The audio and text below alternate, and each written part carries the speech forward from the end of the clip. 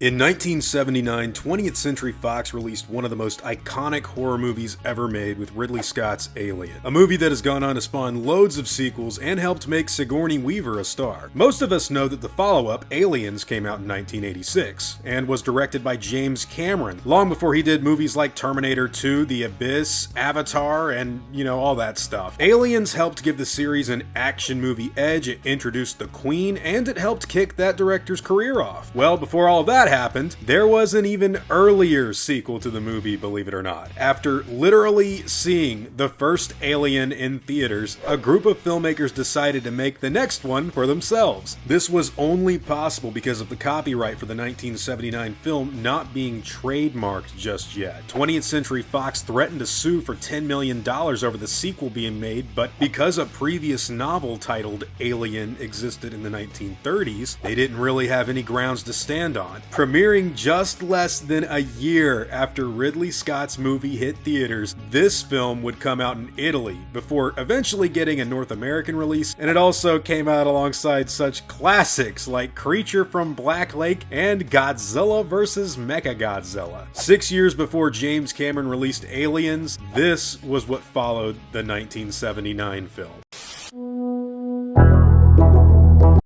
Alien 2 on Earth is a 1980 horror movie directed by Ciro Ippolito, who was going under the name Sam Cromwell, by the way. This film is known as an unofficial or apocryphal sequel to Ridley Scott's original, and was made after the filmmakers became inspired by a movie called Zombie getting success, which itself was simply an unofficial sequel to Dawn of the Dead. Since the name Alien was so basic and not really a brand just yet, they slapped the number 2 on it, and their movie went down in monster movie history as being responsible for just this really insane project.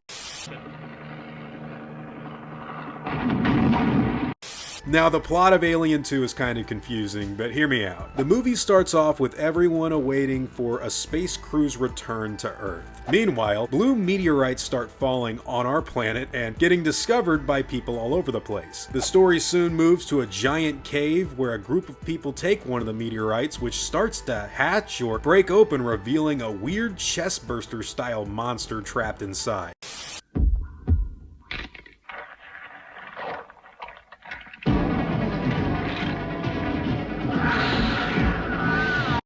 Now look, I'm going to be 100% straight up with you guys and save you some time, because God knows I'm never going to get that hour and 20 minutes back. Alien 2 is one of the worst movies I think I've ever seen. And while there is obviously some interest from monster movie fans to look into what the film might be, I'm gonna tell you guys right now, this was one of the most boring and uneventful movies I've ever sat through and I think I've ever experienced. And while there is some novelty behind it technically being the original sequel to the 1979 classic, it's not really the true sequel that Aliens is at all. Hi. Hi. Tell me, I seen you on television. What happened? Nothing. Huh? Where are our friends? Say, huh? Our friends, where are they? They're down there. Thanks. Thanks.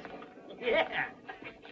For as long as I've been into monster movies, Alien 2 has been this abandoned film that I heard all kinds of stuff about, but I'd never gotten around to actually watching it all the way through until now. I didn't even see anything of it until today. And man, that was truly unbearable. There's like long sections of the movie with the camera going over pretty much nothing for several seconds just to pad out the runtime, and the special effects don't really give you a good look at the monster at all or its abilities. This kind of project should probably best be compared to something like a Gnostic gospel, like the Book of Thomas or something. Somebody claiming that their work is actually the genuine thing, but in reality, bro, it ain't no Matthew, Mark, Luke, or John. It don't even come close to an Alien sequel. I'm not gonna lie here. This is definitely not worth your time.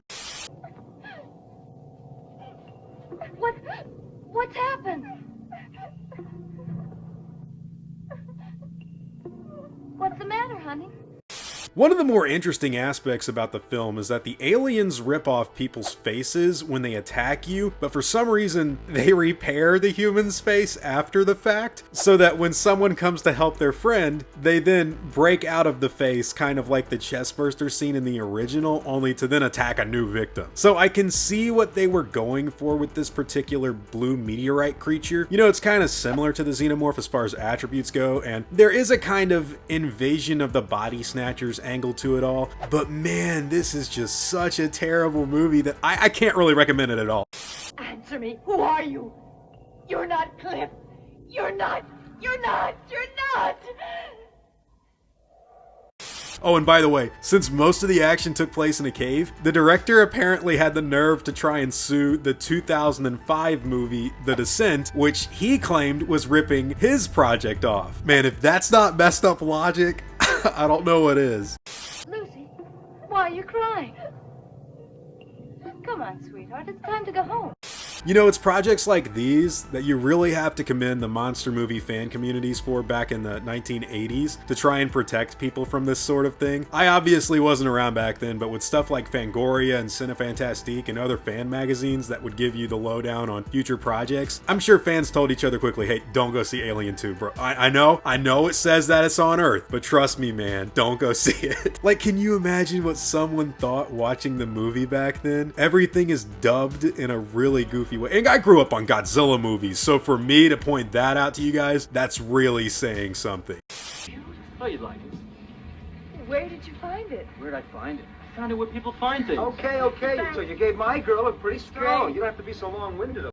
This film kind of tries to get away with you knowing a little bit about the Alien 1 lore though. So you might be saying, oh hey, you know what, maybe this is like another kind of alien, like the space jockey, maybe he had other species on that spaceship in the first movie, and this like blue meteorite thing is one of them that was on the ship that we didn't get to see because it's kind of simple. Just stay away, guys, trust me. I recommend The Deadly Spawn over this thing any day. Go watch that. You'll actually have fun with that one. Now, the actual history behind the movie is what I think people will actually get a kick out of, you know, at least knowing a little bit about it anyways. So yeah, there really was a sequel to Alien. It was really called Alien 2, no less, and it did take place on Earth, only 11 months after the release of Ridley Scott's 1979 Sigourney Weaver classic. Of course, it was made in Italy for a low budget on a copyright loophole, and it bears little to no resemblance to the franchise that would follow it, but yeah, if you're interested,